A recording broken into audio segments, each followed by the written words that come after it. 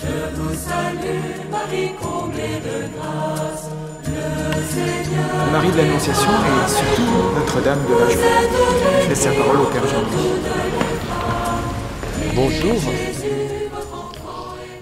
Puisqu'on m'a demandé en cette fête de l'Annonciation d'aborder la question de Marie, figurez-vous que Marie s'est effacée devant Joseph. Elle m'a dit, mais il faut que tu parles aussi de Joseph. Je n'étais pas tout seul à l'Annonciation.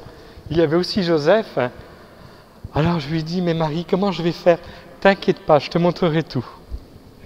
Et la puissance du Très-Haut te prendra sous son ombre. C'est pourquoi celui qui va naître sera saint, il sera appelé Fils de Dieu. Suspense. Je ne vous dis pas la suite, mais je suis sûr que vous la connaissez.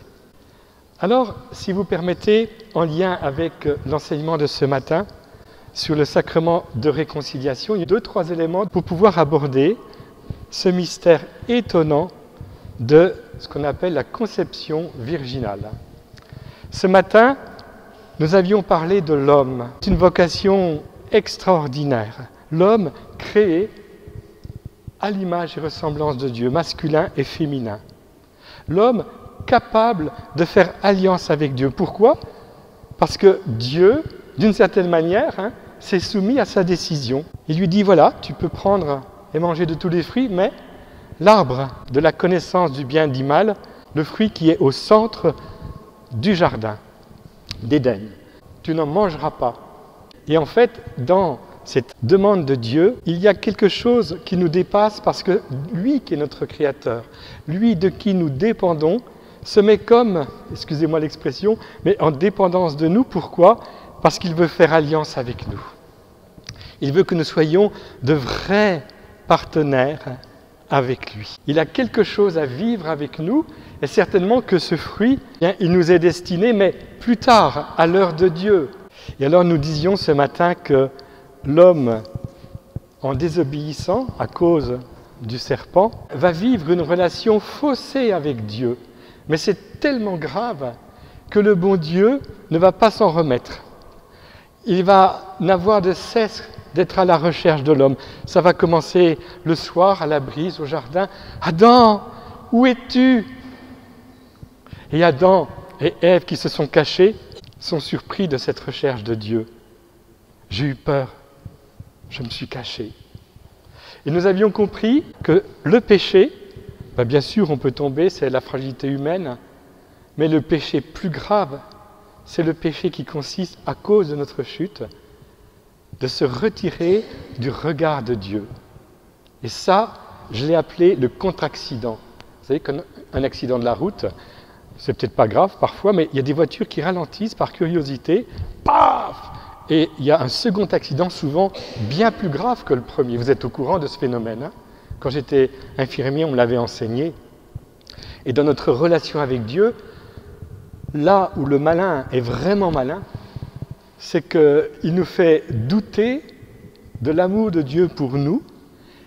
Et le véritable péché, là où vraiment on se trompe, on est dans une relation faussée avec Dieu, c'est de ne pas croire que Dieu est miséricordieux et qu'il est capable de tout reprendre en main. Alors là, ce péché de non-confiance, de manquer d'abandon en Dieu, il est tellement plus grave que le premier. Tellement plus grave. Comment réparer la relation? Comment vivre l'alliance? Et le bon Dieu a plus d'un tour dans son sac. Qu'est-ce qu'il va faire, le bon Dieu?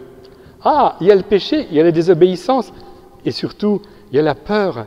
Eh bien, je vais inventer la rédemption. Je vais envoyer mon propre Fils, et c'est lui qui va reprendre en main la situation et qui va exposer, nu sur la croix, le péché de l'homme, et qui va se laisser aimer par moi et révéler mon amour pour les hommes pécheurs. Père, pardonne-leur, ils ne savent pas ce qu'ils font. Je le dis en souriant, je devrais le dire, vous savez, comme avec Mel Gibson dans La Passion, mais non, parce que dans la relation de Jésus avec son Père, puisqu'il est le Fils de Dieu, il y a une joie immense, totale, qui n'est jamais absent de sa relation avec le Père, puisqu'il est le Verbe de Dieu. Et comme il est le Fils de Dieu sur terre, comme il est la personne divine au cœur de la Trinité Sainte, avec une véritable humanité, mais en même temps, il est Dieu, il est toujours dans la vision pleine d'amour du Père. Ça, c'est extraordinaire. Je ne sais pas si vous réalisez cette distorsion terrible que Jésus a vécue. D'un côté, l'expérience de la joie, du bonheur d'être aimé par le Père, d'être le Fils de Dieu, de s'offrir à lui, des échanges trinitaires éternels, et ça continue sur terre. Et puis de l'autre, aïe, aïe, aïe, aïe, aïe, être dans la boue du péché, dans les tentations des hommes, et se sentir mal, et la distance entre la joie qu'il y a en Dieu, et puis le mensonge des tentations humaines, cette distance, il est la seul à la connaître, et c'est insupportable pour lui. Quelle épreuve pour le Christ dans son humanité sainte. Et en même temps, je pense à Sainte Catherine de Sienne, il vit ce qu'on appelle la douloureuse joie, parce qu'il est toujours en contact avec le Père. Et vous-même, si vous êtes honnête avec vous-même et que vous avez cheminé, vous êtes décidé pour Dieu, vous êtes capable de sentir cet écartèlement parce que de temps en temps, dans les tentations, ça nous dépasse, on ne se maîtrise pas, donc on tombe par faiblesse et en même temps, on peut être dans un véritable contact avec Dieu et même un véritable amour du prochain que le Seigneur met en nous alors même qu'on est en train de péter les plombs. C'est pas rien, hein, cette affaire-là. Marie est celle qui va se laisser aimer par le Seigneur avec une nouvelle donne. Quand je pense à ce qu'a dit Saint Louis-Marie Grignon de Montfort à propos du premier Adam, de l'homme, je ne peux pas m'empêcher de penser à Marie. J'ai l'impression que le Père de Montfort, il nous donne des clés pour comprendre l'intérieur de la Vierge Marie et peut-être aussi l'intérieur de Joseph. Alors, puisque Marie est l'Immaculée, en elle, il n'y a rien des traces de ce qu'on appelle le péché des origines, péché originel, elle vit une relation avec Dieu tout à fait particulière, tout à fait unique. Et on va essayer, avec Saint Louis-Marie de Montfort, d'avoir une petite idée de ce qui se passe dans ce petit bout de femme qui, à l'âge de 16 ans, on va dire, se laisse rencontrer par le Seigneur au moment de l'Annonciation. On va lever le voile sur la vie intérieure de Marie en respectant le secret du roi. Alors voici ce que dit Saint Louis-Marie, c'est dans L'amour de la sagesse éternelle. Vous savez, il était tout jeune quand il a écrit ça, il avait peut-être une trentaine d'années. Imaginez ce jeune apôtre du temps de Louis XIV, trentaine d'années, il écrit ceci. Il décrit Adam avant le péché. Tout dans l'homme était lumineux, sans ténèbres, beau, sans laideur, pur, sans souillure, réglé, sans désordre et sans aucune tache ni imperfection. Il avait pour apanage la lumière de la sagesse dans son esprit, par laquelle il connaissait parfaitement son Créateur et ses créatures. Il avait la grâce de Dieu dans son âme, par laquelle il était innocent et agréable aux yeux du Très-Haut. Il avait dans son corps l'immortalité, il avait le pur amour de Dieu dans son cœur. Oh, libéralité de la sagesse éternelle envers l'homme, oh, heureux état de l'homme dans son innocence. Alors là, je ne sais pas si vous êtes comme moi, mais j'aimerais être à la place de cet homme-là. Et c'est possible, parce que le bon Dieu, je vous ai dit qu'il a plus d'un tout dans son sac, il va offrir à l'humanité un départ avec la Vierge Marie qui nous fait penser à cette réalité-là. Parce que Marie, non seulement elle est sans péché, elle a ça en commun avec Joseph, mais en plus, elle a été conçue sans péché. 9 mois avant de naître, par une grâce, un cadeau gratuit qui vient de son Fils, puisque Jésus est au centre de l'histoire, tout ce qui est vécu avant lui et tout ce qui est vécu après lui n'a d'explication que par lui, que par Jésus, mort et ressuscité. Tous les prophètes de l'Ancien Testament se concentrent dans l'expérience de Jésus. D'ailleurs, Jésus à Emmaüs, il dit à ses disciples, regardez tout ce qui me concerne dans l'Ancien Testament. Et vous devinez bien qu'on a avancé depuis. Nous pensons même que Jésus aurait pu dire « Regardez ce qu'il me concerne avec ma mère » dans la loi et les prophètes.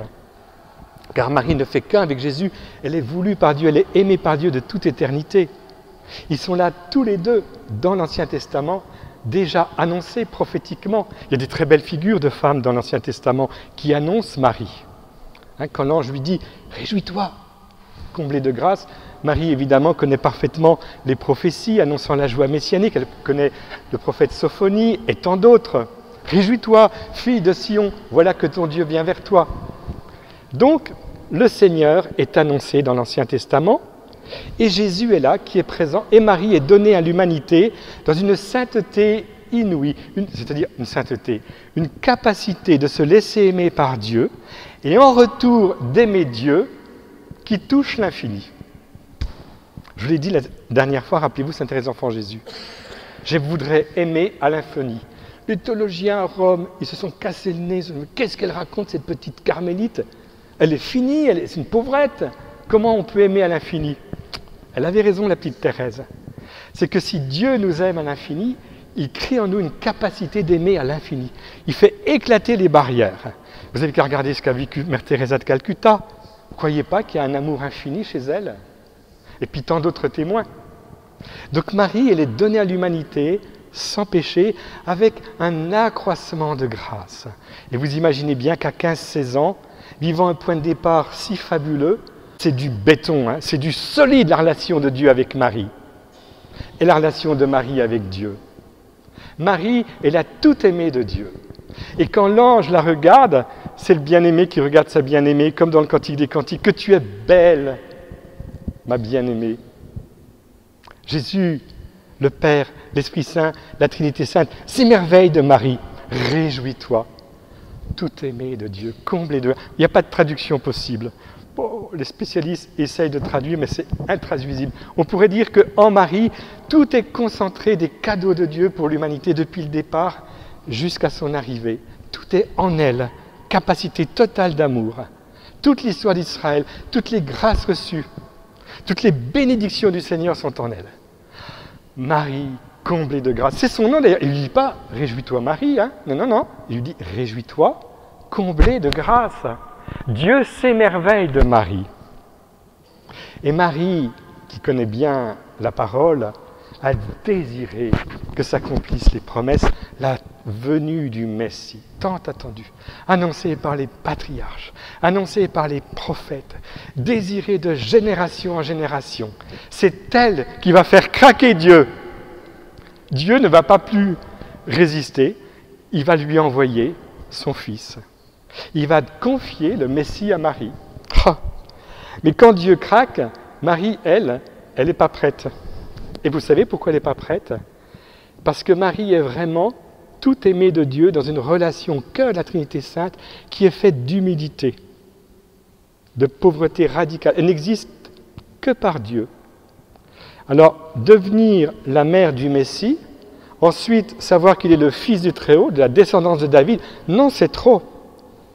Et comme la Vierge Marie est humble, en contact avec Joseph, qui lui est très humble, ils ont en commun ce désir de la venue du Messie, mais avec cette certitude qu'ils n'en sont pas dignes.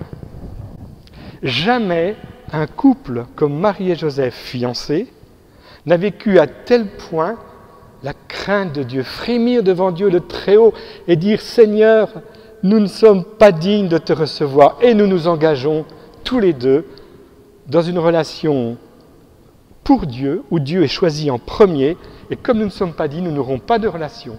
Nous serons dans la virginité. Il y en a qui disent « Oh, c'est quoi cette histoire-là » Attention, Qumran, les recherches actuelles, nous savons qu'il y avait des courants, on appelle ça des courants nazaréens, où des hommes se consacrent à Dieu, vivant déjà de ce qu'on appelle aujourd'hui la vie consacrée, la vie religieuse. Pauvreté, chasteté, obéissance. Et ils ont cet appel unique à cause de leur humilité. Parce qu'en fait, ils savent que leur désir est plus important que celui d'être choisi. Vouloir et penser, imaginer un instant qu'il pourrait être choisi, et pourquoi pas, puisque Joseph est fils de David, ce serait quelque part manquer à la modestie, ne plus s'effacer. Or l'amour, quand il est rempli de celui qui le comble, veut s'effacer de plus en plus. Donc Marie et Joseph s'effacent. Mais Dieu, il bouleverse le programme, il lui dit « Non, voici que tu vas concevoir et enfanter un fils. » Alors là, ça déménage pour Marie. À la fois, Marie est dans la joie, et en même temps, elle est surprise, elle est troublée parce que Dieu est fidèle. Comment Dieu pourrait-il avoir travaillé mon cœur avec Joseph, qu'il a choisi entre, je ne dis pas 100 000, mais 1 million d'êtres humains, capables de comprendre cet engagement de la virginité et en même temps de nous confier le Messie. Mais c'est quoi cette histoire-là? Alors évidemment, il n'y a que l'Esprit Saint qui est le grand acteur de la création de cet homme dans le sein de la Vierge Marie. Dieu va respecter le choix de Marie. Et oui, je suis vierge, j'ai pris un engagement, ça tient. Et ça tient pour Dieu aussi. T'inquiète pas, je m'occupe de tout. L'Esprit Saint te prendra sous son ombre. Et Marie va se taire. Elle qui avait renoncé à recevoir le fruit de l'arbre. Vous avez compris le lien avec la Genèse maintenant? Parce que le fruit de l'arbre qui devait être reçu un jour annonçait Jésus lui-même. Marie est l'arbre de vie. Elle ne le sait pas, mais elle le découvre maintenant. Et ce fruit qu'il ne fallait pas manger, qu'il ne fallait pas consommer, c'est un fruit symbolique, c'est une métaphore, c'est un don immense que Dieu prépare à l'humanité. Et c'est ce Fils qui va se donner en nourriture. Alors Marie expose la situation, l'ange lui répond, et puis elle va donner sa réponse. Mais attention, Joseph, qu'est-ce qui devient Joseph? Aïe, aïe, aïe, notre pauvre Joseph. Eh bien Joseph, c'est quelqu'un qui, en lien avec Marie, a décidé, on peut dire que à la suite d'Adam et Ève, Marie et Joseph sont dans une obéissance totale à Dieu. Et Joseph, qui a fait alliance avec le Seigneur, veut respecter l'alliance. Aucun iota de cette loi ne bougera dans son cœur. Et Jésus l'a dit, il sera considéré grand dans le royaume des cieux, le plus grand, puisqu'il a décidé avec Dieu cet engagement par humilité. Seigneur, nous ne sommes pas dignes de te recevoir. Joseph se trouve en face d'une situation ingérable. Pourquoi? Parce que Marie est dans la joie, Marie est dans la paix, elle est envahie par l'Esprit Saint. Vous connaissez les fruits de l'Esprit, la paix, la joie. Une femme qui aurait vécu un drame, une infidélité ou une violence, on peut dire, vous croyez qu'elle rayonnerait la paix et la joie? On a eu le témoignage de Tom Pouce tout à l'heure. J'imagine que celle qui a accueilli ces femmes avec un enfant à naître, elle ne se trouve pas avec des gens qui ont un sourire comme ça, une paix, une joie, et puis on claque des doigts. Pour Marie, c'était le cas, elle n'a pas claqué des doigts parce qu'elle est humble, mais une paix, une joie, une plénitude en elle. Et Joseph est témoin de cela. Et en même temps, Joseph, qui a renoncé avec elle à cette fécondité, Joseph est fidèle à la loi, à l'alliance, et cette fois-ci, il va rattraper le nom de Adam et Ève qui vont se cacher devant Dieu. Joseph va se laisser aimer par le Seigneur au cœur de cette situation impossible. Il va se laisser regarder par le Seigneur. Il va s'abandonner au Seigneur. Et vous connaissez la suite, Le bon Dieu avait besoin de ce renoncement de Joseph. Oh, heureux renoncement de Joseph, qui nous fait penser, tiens, il y a un renoncement dans la Bible très important. Vous avez entendu parler de la ligature d'Abraham, qui a eu Isaac, ce fils de la promesse, et puis il reçoit l'ordre de sacrifier Isaac. Et au moment de sacrifier, il y a un bélier qui se prend les cornes, puis il dit « touche pas l'enfant! J'ai vu que tu m'as pas renoncé ton fils. » Il prend à la place le bélier et lui redonne Isaac. Eh bien, la Vierge Marie, c'est le plus gros sacrifice de Joseph, fidèle à l'alliance avec Dieu. Normalement, il aurait dû la répudier. C'est dit dans le texte. Et il est dans la contradiction totale, parce que comment répudier quelqu'un qui ne l'a pas vraiment trahi? Il ne comprend rien à la situation. Il va faire le plus grand sacrifice, c'est de renoncer secrètement à Marie. C'est quelque chose qui touche l'intime du cœur de Joseph. Renoncer à ce qu'il a de plus cher. Oh Joseph, tu es béni d'avoir refusé. Tu es béni d'avoir renoncé à Marie. Pourquoi? Parce que Marie va t'être donnée autrement. Et Jésus va être donné par Marie pour être son père adopté. Jésus pourra lui dire « Papa, je t'aime ». Est-ce que vous imaginez d'un renoncement immense qu'il avait de plus grand, de plus beau? Joseph va passer à une bénédiction de recevoir à nouveau Marie de Dieu en respectant leur engagement dans la chasteté, dans la virginité, tout à fait. Parce que Dieu est fidèle en ses promesses, il a donné la grâce de l'appel, il donne la grâce de la réponse à cet appel. Je peux vous dire que ça nous parle à nous les religieux, les prêtres consacrés. Et en même temps, une fécondité. Marie est confiée à Joseph et l'enfant est confié avec la mère à Joseph. Et ils vont vivre ensemble une aventure étonnante. Joseph qui dit « Je ne suis pas digne de te recevoir », et avec Marie, nous ne sommes pas dignes de te recevoir. Vous savez qu'à chaque Eucharistie, au moment de la communion, nous ne pouvons pas dire cette parole sans avoir en arrière-fond de notre cœur les renoncements de Marie et de Joseph. On ne la ramène pas quand on communie, on n'est vraiment pas digne, mais Dieu se donne. La joie de Dieu, c'est d'aller là où il y a plus de ténèbres, là où il y a plus besoin du médecin, là où il y a plus besoin de guérison de l'âme. Donc l'Eucharistie, c'est vraiment le grand cadeau. Dieu ne veut faire qu'un avec nous. Il veut entrer à nous, il ne veut pas être à côté de nous, il veut être en nous, avec nous, pour offrir sa réponse au Père. Donc Joseph va accueillir Marie, il va y avoir l'aventure, la grande aventure de l'annonce faite au berger, la naissance à Bethléem, et immédiatement, ce drame terrible, à cause de Jésus, à cause de cet enfant, il va falloir prendre la fuite, et il y aura tant d'enfants qui seront martyrisés, les saints innocents. C'est déjà une prophétie de ce que le Christ va vivre plus tard. Plus tard, il sera sur la croix. Le bois de la crèche va être transformé par le bois de la croix. Et le Christ, à cause de son témoignage, va entraîner avec lui une multitude. À cause de quoi? Pourquoi ils sont martyrisés, les chrétiens, aujourd'hui comme hier? Pourquoi? Benoît XVI, dans un très bel enseignement, nous le dit. Parce que le grand problème, comme au temps de Jésus à Bethléem, mais là c'est plus grave encore, parce que le roi Hérode ne savait pas que Jésus était le Fils de Dieu. Il savait qu'il était roi. Le grand problème, c'est qu'on ne peut pas accueillir le don de l'arbre, ce fruit, comme étant véritablement notre nourriture de divinisation. Nous sommes appelés à devenir Dieu avec Jésus. Et Jésus est le Fils de Dieu. Ainsi, Benoît XVI nous dit que la grande question fondamentale en cette fin de millénaire, et puis du début du 3e millénaire, c'est la question de la divinité du Christ. C'est ça la difficulté. Jésus est Fils de Dieu. Il est le Verbe de Dieu. Benoît XVI l'a dit avec une précision.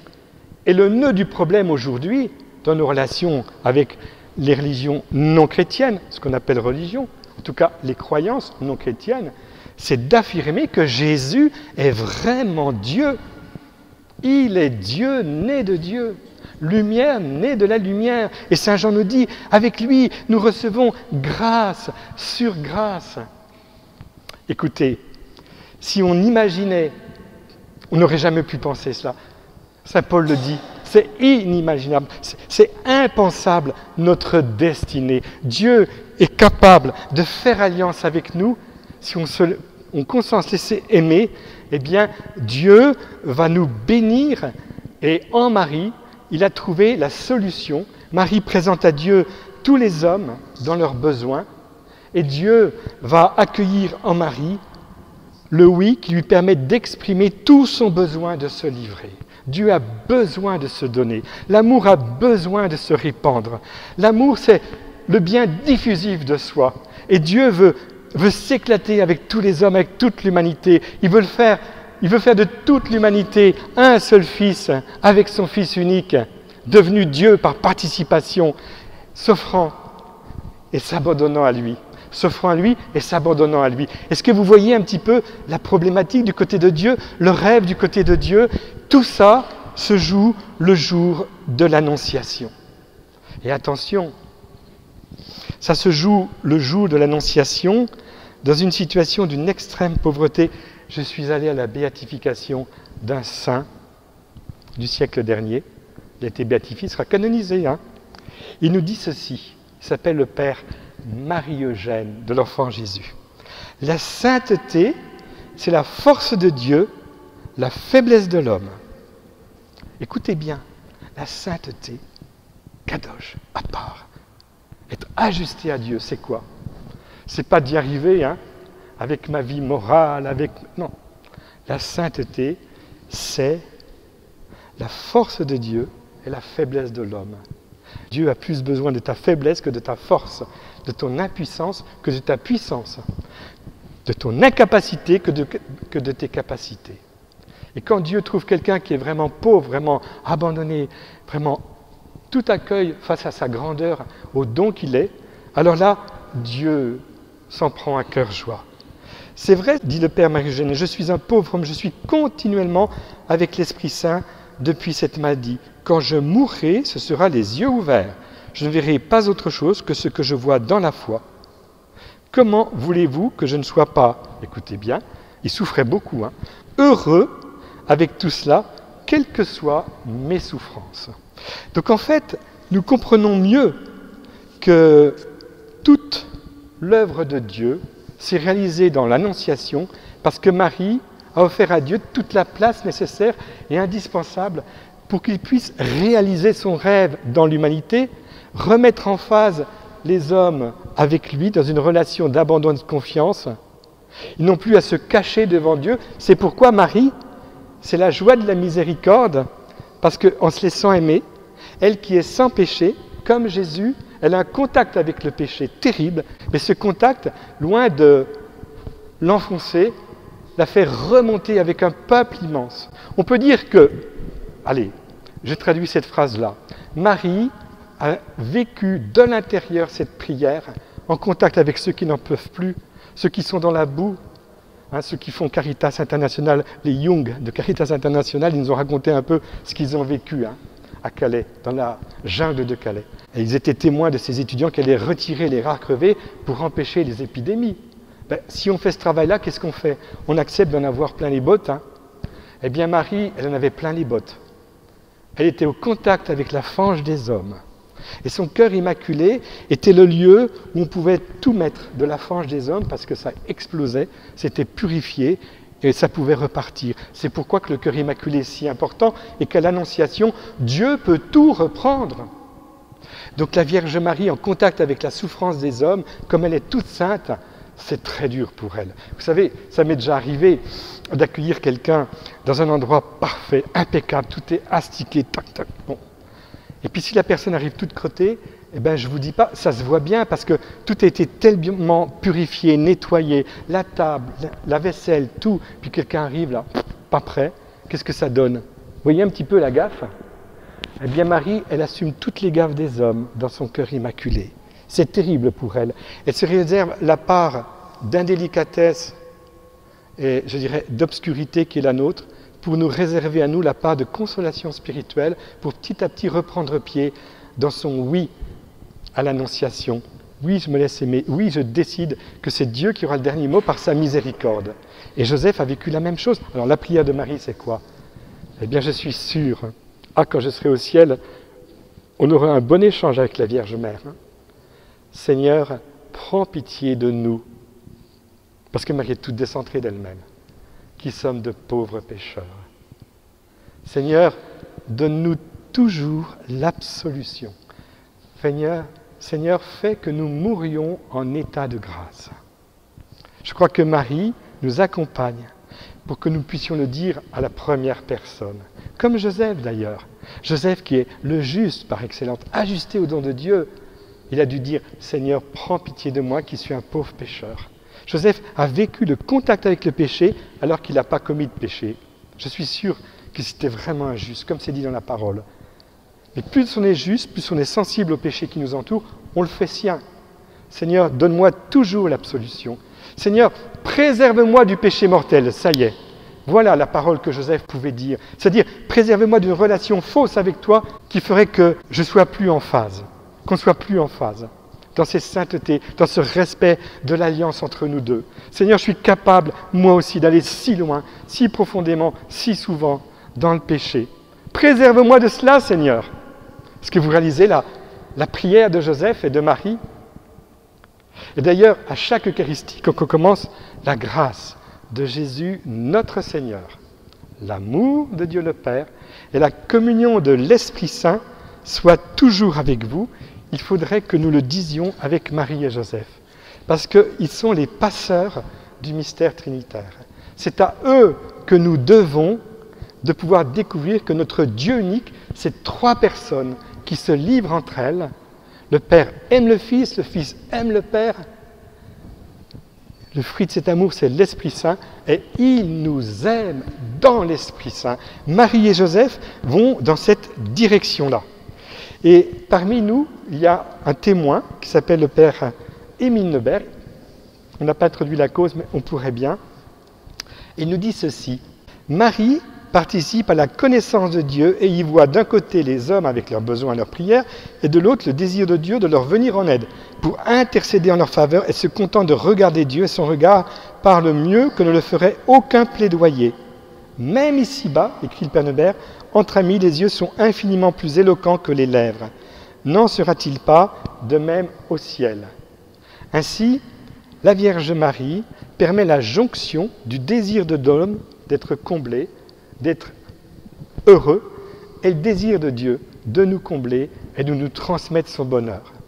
La joie de Dieu, c'est que nous vivions de cette joie, de ces échanges entre le Père et le Fils, qui est possible sur la terre entre nous. Vous savez, je suis touché par des témoins qui nous sont donnés tout récemment encore. Je pense à Chiara Luché-Badano. C'est une petite jeune, quand elle a découvert la gravité de sa maladie, elle a pris une décision. Elle a pris au sérieux sa décision. Et la petite Chiara, elle va dire ceci. Chaque instant est précieux, il ne faut pas le gaspiller. Si l'on vit ainsi, tout est pourvu de sens, tout trouve sa juste dimension une fois qu'on l'offre à Jésus. Même les moments les plus affreux, donc il ne faut pas laisser s'échapper la douleur, elle acquiert tout son sens en devenant une offrande à lui. Une adolescente qui parle. Mais je trouve ça génial. Chiara Luché, qui va devenir la bienheureuse Chiara Luché, elle sera peut-être canonisée, qui a connu les JMJ, les Journées mondiales de la jeunesse, qui était membre d'un mouvement dans l'Église qui travaille pour l'unité entre tous les hommes, qui était sensible à la souffrance de tous les hommes, pas seulement des chrétiens. Chiara Luché va entrer dans cette dynamique de l'annonciation, du consentement à Marie, à l'annonciation, à se laisser aimer. Et tous les grands témoins nous disent la même chose. Je voudrais terminer à partir de la question de la grâce de Jésus notre Seigneur. Vous savez que Saint Jean nous dit, avec lui nous avons reçu grâce après grâce. Au commencement était le Verbe, et le Verbe était Dieu. Eh bien la grâce, c'est le grand enjeu de la réconciliation, du pardon, le grand enjeu du sacrement de la réconciliation. Pourquoi? Parce que quand nous sommes baptisés, quand nous recevons le baptême, à ce moment-là, notre organisme baptismal, notre organisme divin est mis en place définitivement. On ne recommencera jamais un baptême. Nous sommes capables, par la foi, par l'espérance, par la charité, d'atteindre Dieu, d'être à la hauteur de l'amour de Dieu. Oui, nous en sommes capables. Et le baptême va faire qu'on va croître, on va se développer dans notre relation, pas seulement avec Dieu, mais aussi avec les autres, parce qu'en aimant Dieu, de ce même amour, on peut aimer les autres. Et quand ça se passe mal, quand on devient infidèle à l'alliance, petit à petit, vous savez, de temps en temps ça ronge, eh bien qu'est-ce qui se passe? Le Seigneur a inventé le sacrement de la réconciliation. Seigneur, donne-moi toujours l'absolution. Ce que Dieu vit tout le temps avec nous, tous les jours, pour qu'on vive de sa grâce, il arrive un moment où il permet qu'un signe extérieur soit offert. On reçoit le pardon par le sacrement de la réconciliation. Et à ce moment-là, nous sommes capables d'un nouveau départ, comme au moment de notre baptême. Je disais ce matin que le disque interne, je prenais la métaphore, vous savez, dans les ordinateurs, est remis à zéro. Tout est reformaté. Tous les logiciels sont en place. On est capable de s'abandonner, on est capable de pardonner, de faire confiance, de supporter les autres, d'avoir confiance dans les autres, de supporter tout, nous dit l'apôtre, d'excuser tout, nous dit l'apôtre. Ça, c'est la grâce du sacrement de réconciliation. Et on peut dire que Marie, comme elle est pleine de grâce, la tout-aimée de Dieu, vit en permanence cette nouveauté de la grâce, jamais altérée, jamais diminuée. La grâce toujours capable d'aller plus loin dans la réponse. Vous comprenez pourquoi cette fête de l'Annonciation, c'est une fête extrêmement importante parce qu'elle fait basculer le péché d'Adam et Ève par un nouveau départ qui est le oui de Marie uni au oui de Jésus.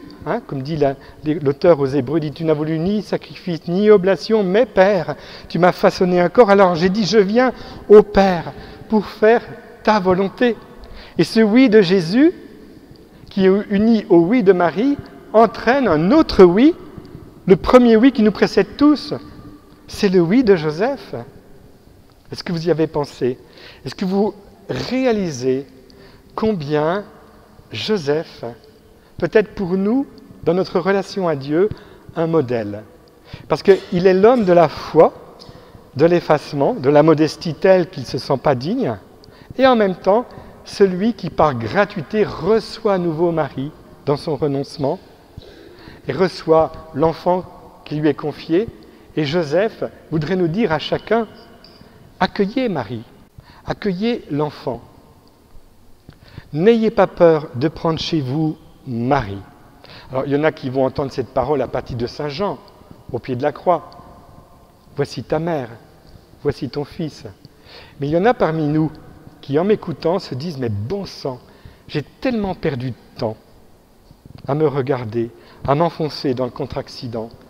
Est-ce que je ne pourrais pas, à la suite de Joseph, faire le pas, balancer ma vie dans la miséricorde de Dieu et entrer dans le Magnificat de la Vierge Marie? Parce que, vous savez bien, comme Marie dit, mon âme exalte le Seigneur, qu'est-ce qu'il y a derrière cette parole? Allez, qu'est-ce qu'il y a derrière la parole? Dieu au-dessus de tout, même au-dessus de Joseph. Et Joseph a dit la même chose. Dieu au-dessus de Marie. Il y a renoncé. Lui aussi a exalté Dieu. Et Marie, elle a dit ensuite, mon âme exalte le Seigneur, exulte mon esprit en Dieu, mon Sauveur. Marie sait que si elle est sans péché, et si le contact avec le mal la fait tant souffrir, parce qu'elle est sans péché, parce qu'elle est sauvée par Dieu. C'est par grâce, c'est gratuit ce qu'elle vit avec Dieu. Cette sainteté, cette pureté, cette limpidité, cette manière d'entrevoir le monde, d'entrevoir le prochain, d'entrevoir Dieu lui-même. C'est donné. Et Marie le sait. Et Joseph le sait avec elle. Joseph est entraîné par la nation de Marie au cœur de la Sainte Trinité. Mon âme exalte le Seigneur, exulte mon esprit en Dieu mon Sauveur. Désormais, tous les âges me diront bienheureuse. C'est pourquoi ce soir, en nous confiant le thème de la joie de Marie dans la miséricorde, nous l'abordons pas tant sur un ressenti, sur une expérience sensible, sur une consolation, mais nous l'abordons dans une dimension de foi. La joie de Marie, elle est possible parce que sa foi lui permet d'atteindre Dieu en permanence. Au-delà du conceptuel, c'est inconcevable ce qui se passe, ce qui lui est demandé par l'ange. C'est inconcevable pour Joseph ce qui est demandé par l'ange. Mais Joseph est l'homme de la foi, Marie est l'homme de la foi, et Joseph est l'homme de la mort. Dans mon pays, en Alsace, on parle de Joseph, patron de la Sainte Mort. Mais pourquoi? Parce qu'il est mort à lui-même, parce qu'il avait de plus cher, pour recevoir à nouveau Jésus, comme on l'a reçu le jour de la résurrection. Et Joseph est un modèle de foi pour moi aujourd'hui. C'est lui qui m'apprend à recevoir Marie, à regarder Marie, à me laisser regarder par elle. Et quand Marie me voit, quand elle voit l'étape où j'en suis, Marie a un sourire. Pourquoi? Pas parce qu'elle est inconsciente de mes limites, de mon péché, et de mes turpitudes et de mes ruptures d'alliance, pas du tout. Parce qu'elle sait que l'amour de Dieu, qui m'a saisi le jour de mon baptême, par un engagement de Dieu, Dieu jamais, jamais, au grand jamais, ne renoncera à cette grâce, cette vie de lui-même qu'il a déposée en moi. Elle y croit, Marie. Elle est la mémoire, désormais, de toutes les grâces que Dieu m'accorde, de tous les sacrements vécus, de tous les actes de charité qui sont dignes d'être consacrés. C'est pourquoi le oui de Marie à l'Annonciation nous apprend à nous laisser aimer, quelle que soit l'étape où nous en sommes. Que durant quelques instants, nous puissions nous unir à une prière d'un prêtre qui parle à notre place. à la Vierge Marie pour la remercier. On va terminer par cette prière du Père Bernard Gillard. C'est quand nous savons, Vierge Marie, que nous ne sommes rien, que le Seigneur peut tout, que toi tu peux tout, car il t'a tout donné pour nous, pour tes enfants. Donne-nous cette grâce aujourd'hui, maintenant et pour toute notre existence, de pouvoir reconnaître notre pauvreté, notre misère, notre impuissance, pour te donner cette puissance et cette joie qui en résultera et qui rejaillira sur nous, sur tous tes enfants, quand tous enfin pourront être emportés dans l'amour infini de la résurrection définitive.